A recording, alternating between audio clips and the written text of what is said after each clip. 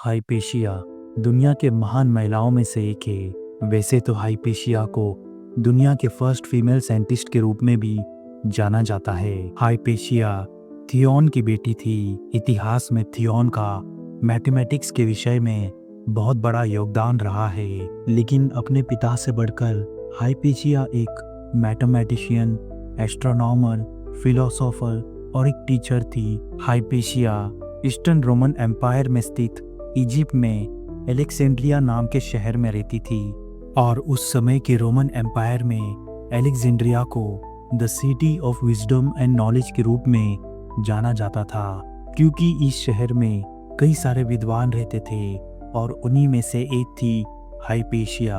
उस समय के रोमन पॉलिटिकल लीडर्स काफी खुले विचारों के होने के कारण हाइपेशिया जैसे लोगों को काफी सपोर्ट करते थे।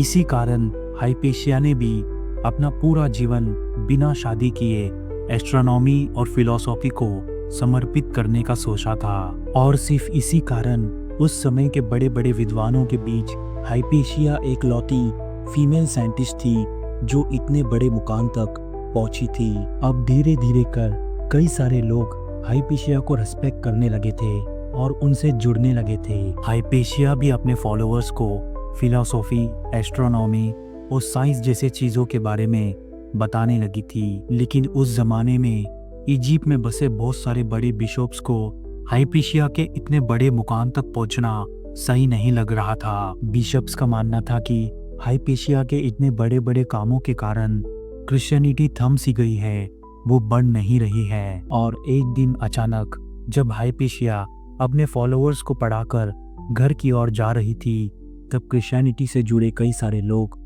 उन्हें घेर लेते हैं। अब यहाँ से ये लोग हाइपेशिया को जबरदस्ती उनके गाड़ी से उतार लेते हैं और घसीटते हुए एक बड़े से बंद कमरे में लेकर जाते हैं। इस बड़े से कमरे में हाइपेशिया के सारे कपड़े उतार लिए जाते हैं और उन्हें बाद में लोगों के बीच भेज दिया जाता है, और लोग उन्हें पत्थर मार मार कर जान से मार देते हैं। माना जाता है कि 45 से 65 के एज के बीच हाइपेशिया की मृत्यु हुई थी। दोस्तों, इसीलिए ही एक ही विचारधारा से जुड़े हुए लोग हमेशा खतरनाक होते हैं, इसलिए हमेशा अपने विचारों को खुला रखें। ये हाइपेशिया से जुड़ी एक छोटी सी कहानी थी, लेकिन हाइपेशिया का असल जीवन संघर्ष, बहादुरी और प्रेरणाओं से भरा है। सो मैं रोहित मिलता हूँ जल्द ही आपसे एक नई वीडियो में।